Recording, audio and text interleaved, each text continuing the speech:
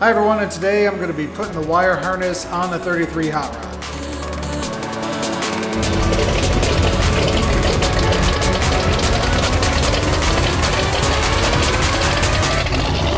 Hi everyone, and welcome to the channel about kit cars and other car topics. If you like what you see, please subscribe and hit the notification buttons below and share with others on social media. So if you've been following along with the series, I've been doing a lot of videos. I've been kind of filming almost every waking moment of actually building, not thinking or research or any stuff like that. I show the research, but I don't actually film that stuff.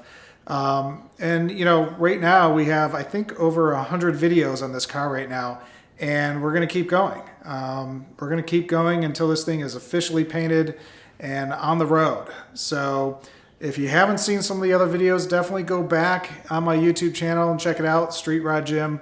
And it's every aspect of this car is covered. So today I'm going to be installing / mocking up the wire harness for the car. There's actually a front wire harness, and there's also a rear wire harness. And I'm just going to kind of see where stuff is going. And to do that, I need to start putting the car back up in the air. It's been sitting on its tires all this time, but I need to now pop it up in the air. And I will say it's a little scary to get this car 18 inches in the air, because when you start pumping up one corner of the car, it's such a short wheelbase and also such a stiff frame that I could be pumping up on one side and 3 tires are in the air.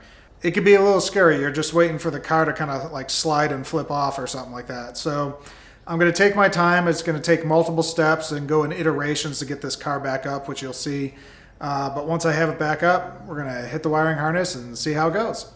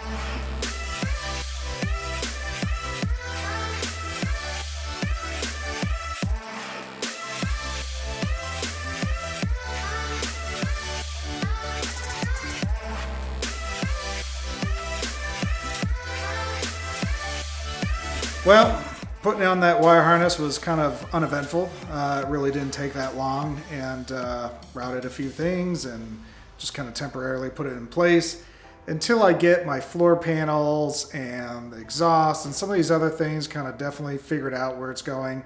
It's really not a necessity to lock it in.